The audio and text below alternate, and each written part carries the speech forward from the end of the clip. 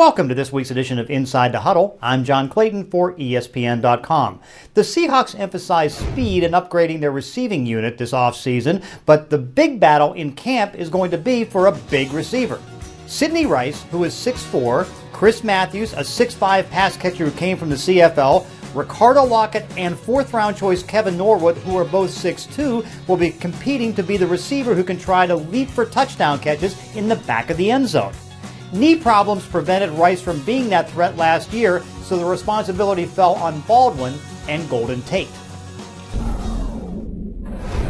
Broncos offensive coordinator Adam Gase believes that this year's offense can outdo the incredible numbers from last year, and that's music to the ears of new wide receiver Emmanuel Sanders. Sanders left a Steeler team that emphasized the run, but last year gave him the qualifications to fit into his new role in Denver.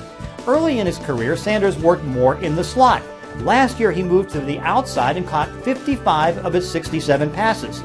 Sanders takes over Eric Decker's outside receiving slot in the offense, and with Peyton Manning behind center, Sanders believes that he can catch numbers and go into the 80s as far as receptions.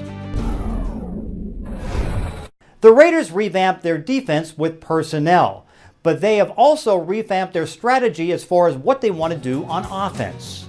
Their plan is to be more of a run-first team.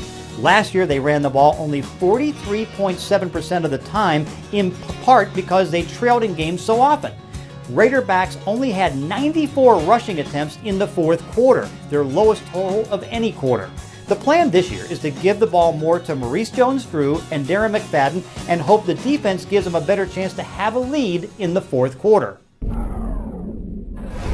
Jimmy Graham may have lost his battle to be tagged a wide receiver, but that's not going to stop quarterbacks from throwing the ball to their tight ends. With Kyle Rudolph of the Vikings losing 15 pounds to Rob Gronkowski aiming to return from an ACL surgery by week 1, this could be the biggest year for tight end production. The incarceration of Aaron Hernandez and injuries to Dennis Pitta, Gronk, and others actually caused a drop in the number of 2 tight end sets last year. But the prediction is teams league-wide will get back to more than 20 plays a game in that level where 2 tight ends were on the field back in 2011 and 2012. That's it for this week's edition of Inside the Huddle. Now, the Inside the Huddle production staff taking off next week, so we'll be back in 2 weeks. Don't forget, keep in touch with everything is on the ESPN Nation on ESPN.com. All 32 teams covered. I'm John Clayton for ESPN.com.